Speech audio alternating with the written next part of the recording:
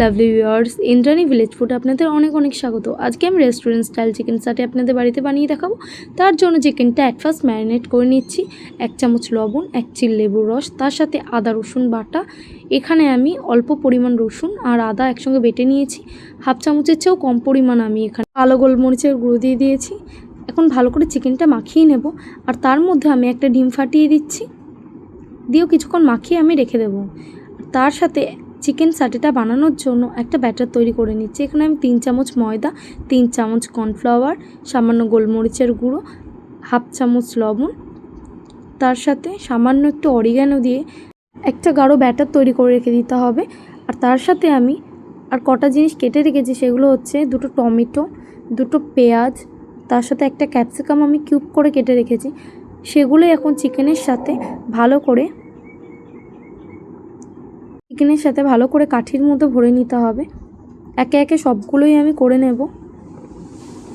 বন্ধুরা, এই রেসিপিটা এতটা ইজি, ঘরোয়াভাবে যখন আপনাদের ইচ্ছে তখন আপনারা বানিয়ে নিতে পারেন। হাতে যদি 5টা মিনিট টাইম থাকে, সন্ধ্যেবেলা স্ন্যাক্সের জন্য কিন্তু পারফেক্ট রেসিপি। আপনারা একবার এভাবে সহজভাবে ট্রাই করে বাড়িতে অবশ্যই দেখতে পারেন। বাচ্চারা কিন্তু দারুণ উপভোগ করে খাবে বন্ধুরা। আর এটা করতে এমন বেশি টাইমও লাগবে না, খুব তাড়াতাড়ি হয়ে যায়।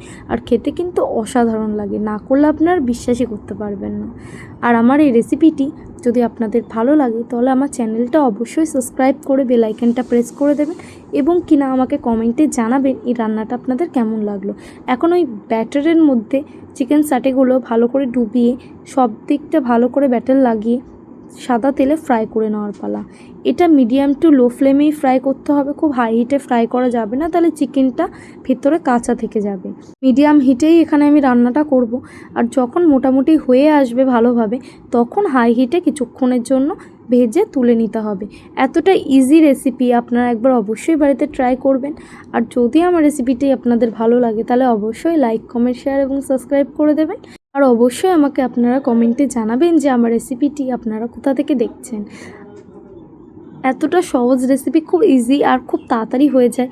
আর খেতেও কিন্তু অসাধারণ সুন্দর লাগে। সন্ধ্যাবেলা বৃষ্টির দিনে বা যে কোনো সময় আপনারা এটা করে খেতে পারেন। খেতে কিন্তু দুর্দান্ত লাগে, না খেলে আপনারা বিশ্বাসই করতে পারবেন না।